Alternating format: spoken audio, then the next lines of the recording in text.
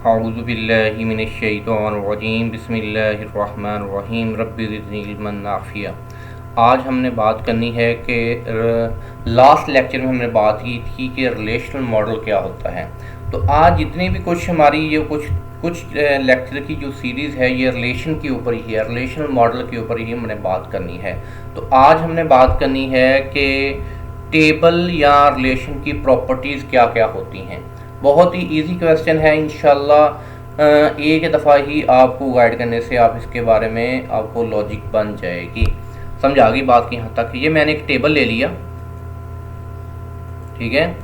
ये टेबल का नेम है, ब्रांच क्या है, रिलेशन नेम है, ब्रांच नंबर, स्ट्रीट, सिटी और पोस्ट कोड, ये मेरे सारे के सारे एट्रीब्यूट हैं, ये कॉलम हैं। ये मेरी सारी की सारी क्या है, ये रो है मेरे पास। समझ आ गई बात की। सबसे पहले प्रॉपर्टीज़ में कहता है प्रॉपर्टीज़ ऑफ रिलेशन या टेबल, इसके बारे में बात करते हैं। पहली प्रॉपर्टी क्या है, the relation has a name that is distinct from all other relation name in the relational schema. यानी एक डेटाबेस है, यहाँ पे रिलेशन स्कीमा से मुराद यहाँ पे क्या है, हमारे पास बहुत सारे कलेक्शन ऑफ टेबल्स हैं। तो उस टेबल में जितने भी टेबल हैं, हर टेबल का यूनिक नेम होना चाहिए। क्या होना चाहिए, हर टेबल का यूनिक नेम हो। अब देखो कि ब्रांच जो टेबल है इसके मतलब का कोई और टेबल का नेम नहीं होना चाहिए। पहली प्रॉपर्टी में बात उसने क्या की है कि आपके पास रिलेशनल स्कीमा में जितने भी टेबल हों लेकिन हर टेबल का नाम यूनिक हो। जो जिस टेबल का एक नाम रख दी गया दोबारा उस टेबल का नाम वो नहीं रखा जाएगा। पहली प्रॉपर्टी रिलेशन की क्या है, यूनिक नेम होना चाहिए टेबल का। दूसरे नंबर पर बात हो रही है each cell of relation contains exactly one atomic, यानी सिंगल वैल्यू। एटॉमिक कहते हैं सिंगल को, यानी एक सेल के अंदर देखो ये यहाँ पे ये सेल बने हुए हैं, ये क्या बने हुए हैं, ये सारे के सारे सेल बने हुए हैं।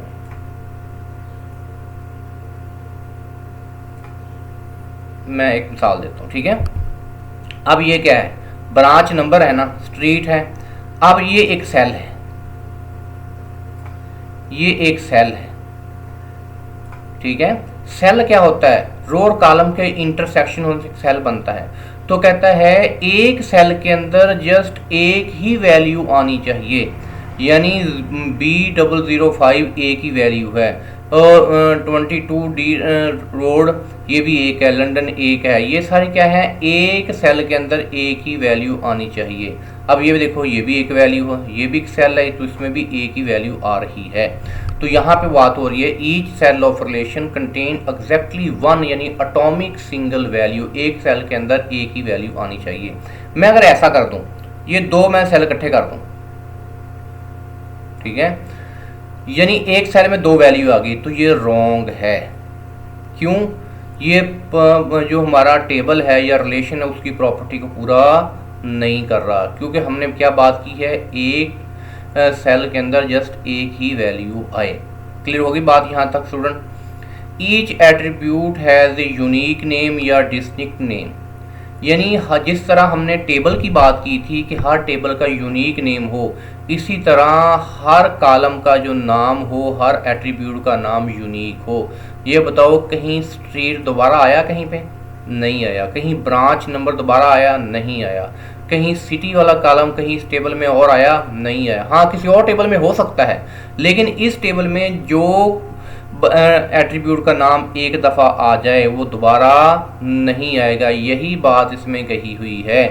कहता है each attribute has a unique name या डिस्टिंक्ट नेम, यानी एक ही नाम जो एट्रीब्यूट का पहले आ गया दोबारा नहीं आएगा। क्लियर होगी बात यहाँ तक। The value of any attribute are from the same domain, यानी अब देखो सेम डोमेन क्या है, ब्रांच नंबर, ब्रांच नंबर में क्या आएगा, ब्रांच नंबर ही आएंगे। स्ट्रीट में क्या आएगा, वो एड्रेस ही आएगा। सिटी में क्या आएंगे, सिटी ही आएंगे। पोस्ट कोड में पोस्ट कोड ही आएगा। अब देखो डोमेन क्या, ब्रांच नंबर, ब्रांच नंबर में मैं सिटी ले आऊँ तो ये रूल पूरा नहीं हो रहा। मैं सिटी वाले में क्या ब्रांच क्या ले आऊँ, ब्रांच नंबर ले आऊँ, ये रूल पूरा नहीं हो रहा। समझ आ गई बात कि उसकी प्रॉपर्टी क्या है, the value of an attribute are all for from same domain, यानी ब्रांच नंबर में ब्रांच नंबर ही आएगा, स्ट्रीट में स्ट्रीट नंबर ही आएगा। मैं इसकी मिसाल देता हूँ आपको। मेरे पास एक टेबल है स्टूडेंट का, उसमें रोल नंबर भी है, रजिस्ट्रेशन नंबर भी है, नेम भी है, एड्रेस भी है। अब देखो स्टूडेंट के रोल नंबर में रोल नंबर ही लिखूंगा क्योंकि सेम डोमेन है। रोल नंबर किसका मतलब है, रोल नंबर के नीचे ही रोल नंबर आएगा। ठीक है, मैंने कहा रोल नंबर 5 लिखा तो रोल नंबर वाले ही सेल के अंदर, रोल नंबर वाले कॉलम के अंदर ही आएगा। मैंने कहा नेम, अब नेम में रजिस्ट्रेशन वाले कॉलम में लिख दूं, ये रॉन्ग है क्योंकि रजिस्ट्रेशन वाले कॉलम में स्टूडेंट का रजिस्ट्रेशन नंबर ही आएगा, नेम वाले कॉलम में स्टूडेंट का नेम ही आएगा। तो यहाँ भी वही बात की हुई है कि जौन सा कॉलम का नेम है उसके नीचे वैल्यू भी वही आनी चाहिए। तो यानी मैंने यहाँ पे 4 बातें बताई। पहली बात, टेबल का नाम क्या हो, यूनिक हो। दूसरे नंबर पे एक सेल के अंदर एक ही वैल्यू आए, और उसके बाद हर कॉलम का नाम भी यूनिक हो, और उसके बाद जो कॉलम का नाम है उसमें वही वैल्यू उसमें पुट करनी चाहिए। ये क्या थी 4 प्रॉपर्टी। उसके बाद नेक्स्ट बात करते हैं, कहता है प्रॉपर्टी, कुछ और प्रॉपर्टीज भी इसमें पड़ी हैं। कहता है each tuple is distinct, there are no duplicate tuple. फर्ज करो ये जो टुपल है, ये रिकॉर्ड एक दफा आ गया, क्या आ गया, B005, ये एक दफा आएगा, अब दोबारा नहीं आ सकता। क्या है, दोबारा ये रिकॉर्ड स्टोर नहीं होगा क्योंकि प्राइमरी की में क्या होता था, प्राइमरी की डिफरेंट होनी चाहिए, बाकी रिकॉर्ड हो सकता है। मैं कहता हूं B006 और बाकी सारे का सारा रिकॉर्ड सेम आ जाए। ठीक है, यानी ये ना आए, ये ऐसा हो सकता है, यानी उसका वो भी कहाँ रहता हो, 22 डी रोड पे रहता हो लंदन में, SWH, यानी बाकी चीज़ें सेम हो सकती हैं लेकिन ये चीज़ें सेम नहीं, सारी की सारी चीज़ें सेम नहीं होनी चाहिए क्योंकि हमारी जो प्राइमरी की यूनिक वैल्यू होती है वो कभी सेम नहीं होती। तो इसलिए बताया है एक जो रिकॉर्ड ऑलरेडी ऐड हो चुका है वो पूरे का पूरा रिकॉर्ड दोबारा डुप्लीकेट नहीं हो सकता, वो टुपल दोबारा डुप्लीकेट नहीं हो सकता।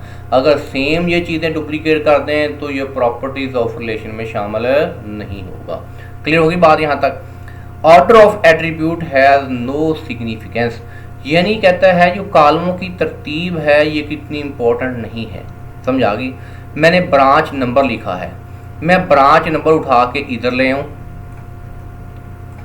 यानी ये पूरे का पूरा कॉलम मैं उठा के इधर ले आता हूँ, और ये पूरे का पूरा कॉलम उठा के मैं इधर ले आता हूँ। ठीक है, और ये पूरे का पूरा कॉलम उठा के मैं इधर ले आता हूँ, कोई मसला नहीं। अब पहले क्या होगा, स्ट्रीट हो जाएगा, फिर पोस्ट कोड हो जाएगा, फिर सिटी हो जाएगा, फिर ब्रांच कोड हो जाएगा। समझ आ गई बात की यहाँ तक। अब देखो कि तरतीब आगे पीछे हो गई तो कोई मसला नहीं, डाटा इंटर हो जाएगा, एरर कोई नहीं आएगा। ठीक है, कॉलमों की तरतीब आगे पीछे हो जाए तो कोई मसला नहीं बनेगा।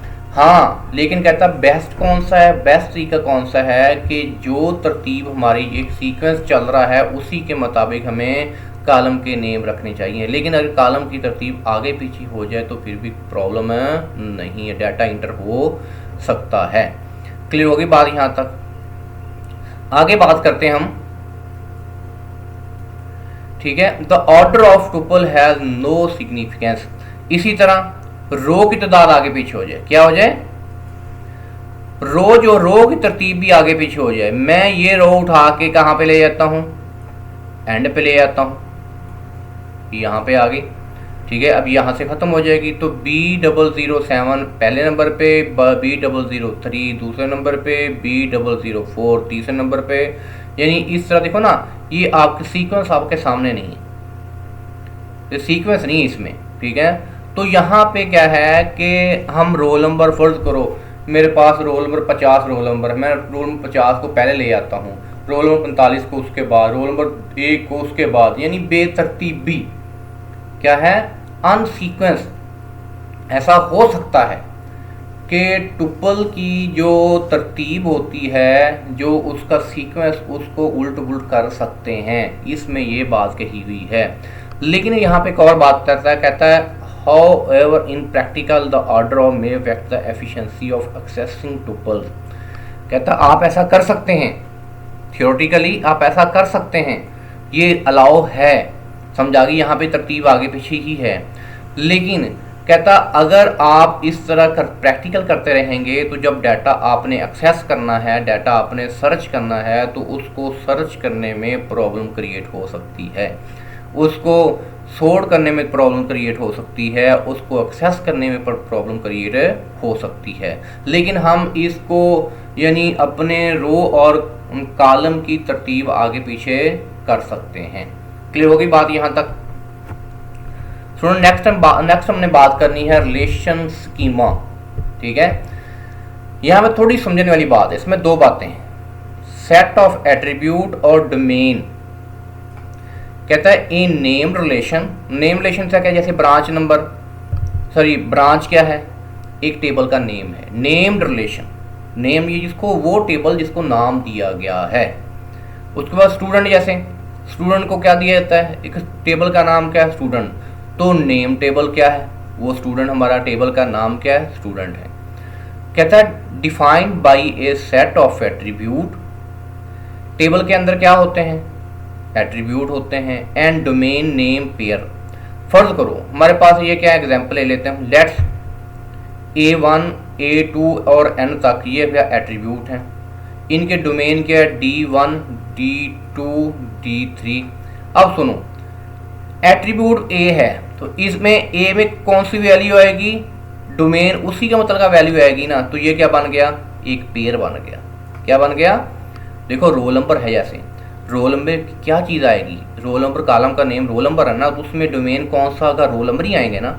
इसी तरह नेम है, नेम में डोमेन उसका क्या होगा, नेम के अंदर नेम ही आएगा। नेम के अंदर मैं क्लास का नाम नहीं लिख सकता, नेम के अंदर मैं स्टूडेंट का नाम ही लिखूंगा। तो यहाँ पे क्या बन रहे हैं, ये पेयर बन रहे हैं। क्या बन रहे हैं, ये पेयर बन रहे हैं। A1 के मतलब का A1 की वैल्यू आएगी, A2 के मतलब का A2 की वैल्यू आएगी, ठीक है, क्योंकि एट्रीब्यूट के नेम है। कहता है a relation R defined by a relation schema S, यानी इसको किससे शो करते हैं, S से। Is a set of mapping from the attribute name to their corresponding domain. वही ऊपर वाली बात कि जो एट्रीब्यूट है उससे मतलब का कौन सी वैल्यू आएगी, उसी से मतलब का वैल्यू आनी है। Thus the relation R is a set of n tuples, यानी n टुपल से मुराद क्या है, नंबर ऑफ रिकॉर्ड, वो कितने भी हो सकते हैं, वो एक रिकॉर्ड भी हो सकता है, दो रिकॉर्ड भी हो सकते हैं, तीन रिकॉर्ड भी हो सकते हैं, चार रिकॉर्ड, कोई भी रिकॉर्ड हो सकते हैं। इसको n टुपल का नाम दिया गया है। तो रिलेशन स्कीमा स्टूडेंट आपको समझ आ चुकी होगी। अच्छा, आगे हम जाने से पहले अगर आप लोगों ने अभी तक हमारा चैनल सब्सक्राइब नहीं किया, चैनल को सब्सक्राइब करें, बेल का आइकन दबाएं, ताकि हर आने वाली वीडियो का नोटिफिकेशन आपको मिलता रहे। वीडियो अच्छी लगे इसको शेयर भी ज़रूर करना है। नेक्स्ट बात करनी है रिलेशनल डेटाबेस स्कीमा। देखो, रिलेशनल डेटाबेस स्कीमा क्या होता है, एक से ज़्यादा हम जो भी टेबल इकट्ठे करेंगे, कहता है a set of relational schema each with distinct name, हर जितने भी हमारे टेबल होंगे हर एक का यूनिक नेम होना चाहिए। जैसे हम पीछे प्रॉपर्टीज़ ऑफ टेबल की बात की थी, प्रॉपर्टीज़ ऑफ रिलेशन की बात की थी, उसमें हमने ये बात की थी हर टेबल का नाम यूनिक हो, हर रिलेशन का नाम यूनिक हो। तो जब रिलेशनल डेटाबेस स्कीमा की बात करेंगे तो उसमें एक से ज़्यादा टेबल आएंगे। जब एक से ज़्यादा टेबल आएंगे तो हर टेबल का नाम यूनिक होना चाहिए, ठीक है। A set of relation schemas each with a distinct name, if R1 R2 Rn are set of relation schemas, then we can write the relational database schema or simple relation schema R as a, कहता है ये R किसको show कर रहा है, relation को। कहता है R1 एक टेबल का नाम, R2 दूसरे टेबल का नाम, और N यानी बहुत सारे टेबल हो सकते हैं। तो ये हमने बात किया थी। आज हमने इस लेक्चर में तीन बातें की, एक प्रॉपर्टीज ऑफ रिलेशन, दूसरा रिलेशन स्कीमा, तीसरा रिलेशनल डेटाबेस स्कीमा के बारे में। स्टूडेंट आपको समझ भी आ गई होगी अल्हम्दुलिल्लाह इंशाल्लाह। फिर दोस्तों अगर आपको नहीं भी समझ आई तो आप क्या करें, जो कमेंट बॉक्स में जिस चीज़ का प्रॉब्लम को शेयर करें, इंशाल्लाह उसका रिप्लाई आपको प्रोवाइड किया जाएगा। जज़ाकल्लाहु खैरा।